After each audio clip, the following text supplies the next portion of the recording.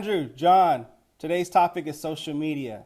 Now, depending on who you ask, you might get varying results. The question is social media ruining our lives?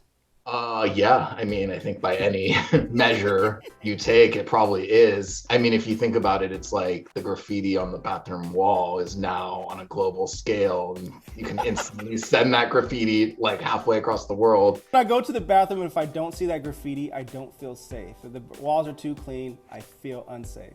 A certain university where alumni have had some pretty intense graffiti at all levels. Yes, especially around finals time.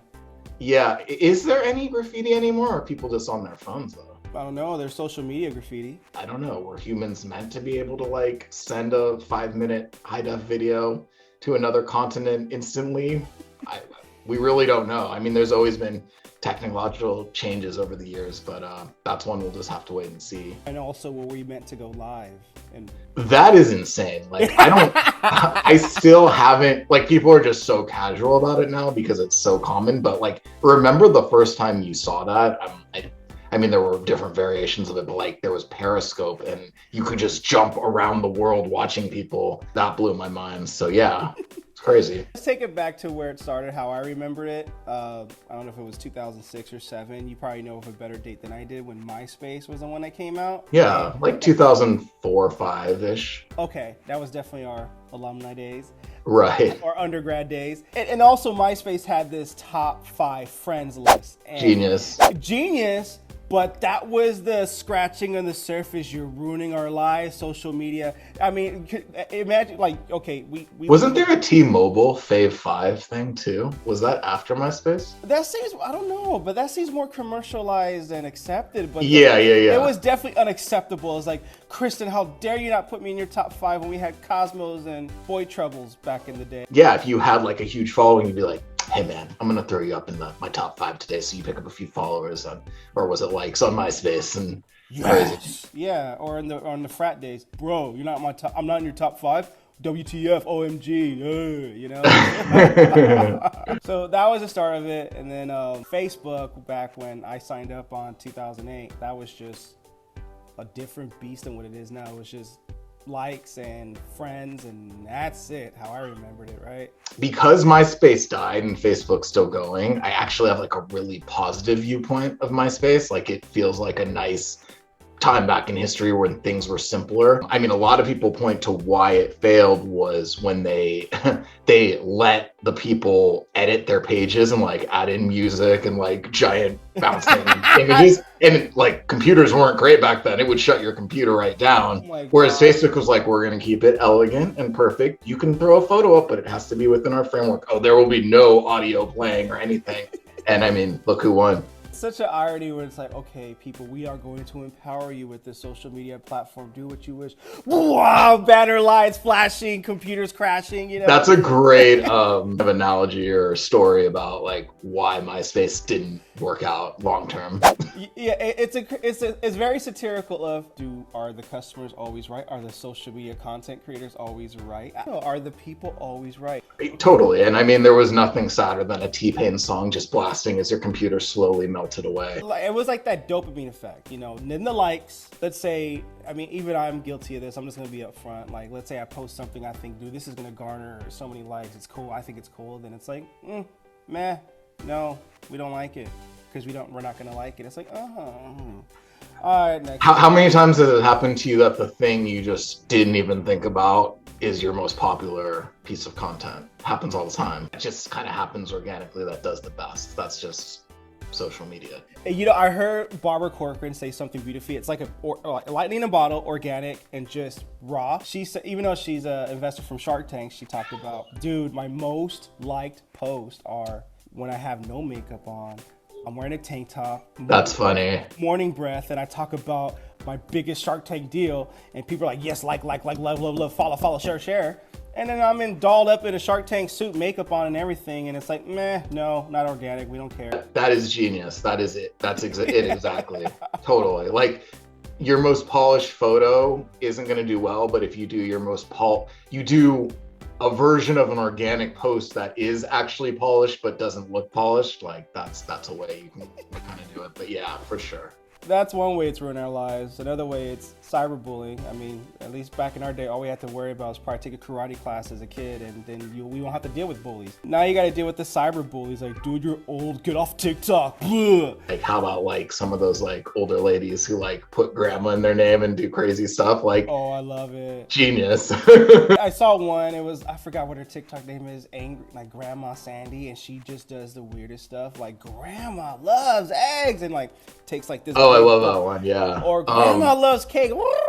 You know. So. I mean, that's brilliant because it's just, you know, how many times can you look at a beautiful TikToker in Newport over and over again? Like, sometimes you need some different people and it stands out and it's really cool. So depending on how you look at social media, it has ruined our lives. And the flip, it also has benefited our lives for the better. Like in your case, it's your career now. It's created a whole new set of careers. Would you agree with that? yeah, no, it's crazy. I mean, if you went back 10 years or 15 years ago, like literally this market didn't exist as a job, and now it does. It's a huge market. I mean, as kids, we spent so much time on the computer and we're basically doing the same thing. So we were made to do jobs like this. It's fun. You get to talk directly to people and try to come up with content that's actually interesting to people and also ties back to maybe a client or something. So it's difficult, but like it's super rewarding when something works. Right. I mean, like when we talk about MySpace, like, okay, people, do what you want with your page, just create it. It's like, no, we crashed it. Now it's like Instagram and TikTok. Okay, people, we're not going to let you enable you to do what you want with your page, but create whatever content you like. And then our algorithm is going to determine if people like it or not. Yeah, I think that's clever and brilliant because now it's like the discoverability element of it too. That algorithm it doesn't even get talked enough how genius it is. Like, it really does know if a post is good, because if you know in your heart a post is good, it gets out there and you like kind of know that a post wasn't that great when it doesn't. So, I mean, it's so brilliant. But it's also very debatable. It's like, no, BS algorithm. I know that post is good. Instagram usually is pretty good. And then TikTok is like, you just never know what's going to hit. And the one you always like are like, this was perfect. And, you know, 27 views. No. No, it's not perfect. A lot of people I've noticed on TikTok got discovered and their lives have changed for it. Now TikTok has the creator fund where if you got over 10,000 followers, they'll pay you. It's kind of been keeping hush-hush what they actually pay. Right. What about anxiety? You think kids these days have anxiety because of social media? Yeah, I mean, I'm glad that, you know, we came from a generation where we didn't have anything like this. Like, we didn't even, text messaging, like, didn't even hit till after we were out of high school. But I mean, it's fun enough being on social media as like an adult, but like, can you imagine what that's like? I mean, I'm going to keep my kids as far away from it as possible for as long as, like, till they're legal adults. And then speaking of keeping social media away from our kids, now you got YouTube Kids, which in our last video, you said it best, for some reason, it gets no hate.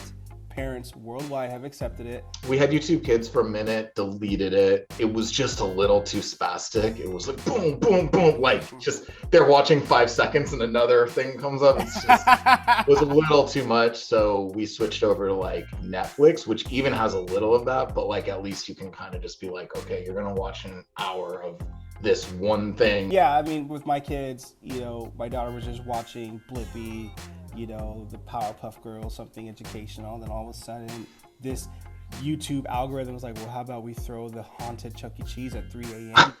video? I'm like, what the freak are you watching? And then, all right, so you sent me the video. Yeah. Maybe one of the greatest cinematic it is. videos put to film. I've enjoyed it. I enjoyed it. It was amazing. It looked just like a Chuck E. Cheese down my street. Put a link to watch it so people can like see what we're talking about. I'll put a link and a card up here too. That girl YouTuber who did that that's her thing. She just goes around on it, Chuck E. Cheese's. I mean, talk about a niche. That was a great video. I absolutely love that. What do you think the future of social media is going forward? No one really knows, because even like 7 years ago, people were kind of like, what's the end game? And it's like, it just kind of kept on going. It's a little different now. It's more visual. Before it was a little more text based, and now it's like photos are huge, and then like the live video, and then the micro video of like a TikTok. I mean, that's where it's kind of at right now. There's Clubhouse, of course, that tried to do an audio version, and it's, you know, people are on there, but I like other lunch breaks or something, you know? yeah, everyone can talk and chime in, except really there's only 3 people that have like the little crown next to them that can talk. The funny rule about Clubhouse, you can talk, just talk. But the moment you try to sell who you are and what your product is, get off the platform, you know? As far as what I believe the future is, I don't know. I mean, I'll give an example. A month or 2 ago, I did a video with a day trader about crypto. And I asked him about Doggy Coin. He's like, no, that was created as a prank. That was created as a hoax. The people who created that coin literally said it's a joke. Now it's blowing the F up. It's like, it's a joke, guys. You know? Yeah, it's a joke, but like people have made lots of money on it. Yeah, who's laughing now? A couple months ago, you could be like, oh, it's a fraud, but it's like real money was made. It's risky, but no. Yeah, you cannot predict the future right now. Don't try to. It's just things are changing by the minute. Here's what I believe, just opinion from some dude on the internet with no hair. You know? I believe social media might become more personal. People crave more personalization. Look, for example, the BitCloud creating Bitcoin. It's like, really, we can invest in a creator before they blow up. Like imagining investing in Tom Cruise as a cryptocurrency before his movie Risky Business came out. And for those that may not know, that scene with the shirt and no pants, dancing in the living room with those tube socks, pivoted Tom Cruise's career to the stratosphere to where he is now. One of the best movies of all time, by the way. Yes, imagine you could say Tom Cruise Tom Cruise Bitcoin or something, you know? I checked it out. I'm like, it's a cool idea. If they can like make that work, that would be so cool. Here's how it could work. We got to pull out. Come again? We got to pull out, meaning you invest, but people can't take out their investment or cash it out. How about divest? Pull out. Okay. You cannot divest. You cannot liquefy your investment or whatever. It's just, you got to buy and hold, and I don't know. You can't day trade a creator. I think it's interesting, and because it'd be more personalized that way, the lives, like on, I don't know if you can gift on Instagram, but you could definitely gift on TikTok. Yeah, and YouTube streams and everything. Actually, speaking of gifts in the modern world, I heard a funny one. Someone for a wedding gift gave them $100 in Bitcoin, and like a few months later, it was worth $1,000. I'm like, great gift. A very great gift. As far as what I believe social media is going in the future, it's not going nowhere. I think it's going to be more personalized, and in a way, I think it might be put more pressure on TikTok to up their creator fund a little bit. Maybe Instagram's gonna have to figure out a way how to monetize, you know, people who upload or with a certain amount of followings or whatnot. What if TikTok just said, hey, we're in this for the long haul, and like, let's like cut our profits by 50% and just put it in the fund for the next year, and just be like, we're gonna make creators rich. Like, go out there, make great videos, and some of you will like make wealth for generations to come. Like, that would be a bold strategy. Maybe they'll do something like that. I think it's doable because it seems like those social media platforms, they're their own economy at this point. What if someone who has 1 million users just says, we're gonna like go bare bones the next year and just push it all to creators and like make this the hub if you actually want to make a living on it? True. Advertisers are taking notice of that. Like, you know, how about we just go straight to the creators? It's probably cheaper and more direct. Yeah, what's better, an advertisement that runs or the actual creator people that are there to see, to vouch for the product and like tell you about it? Obviously that. Like, let's say if you see like a TikTok influencer that just wears like a black tank top, a beanie, a man beard that's like brawny, and he's promoting Coors Light, the man's beer.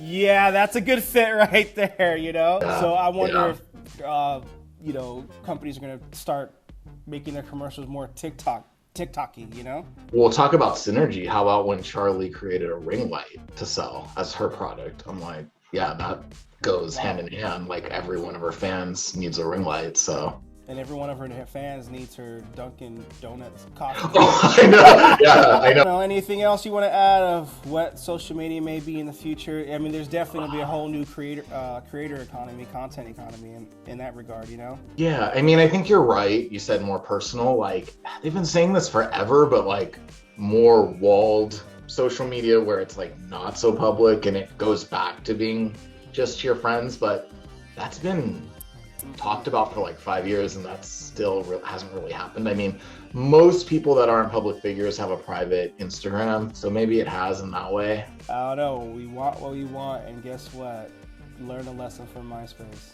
Be careful when you do that. No T-Pain MP3s blasting full volume. If this is your first time here, thank you for watching. If you enjoyed the conversation we had today, you know what to do. Appreciate the support. See you next time.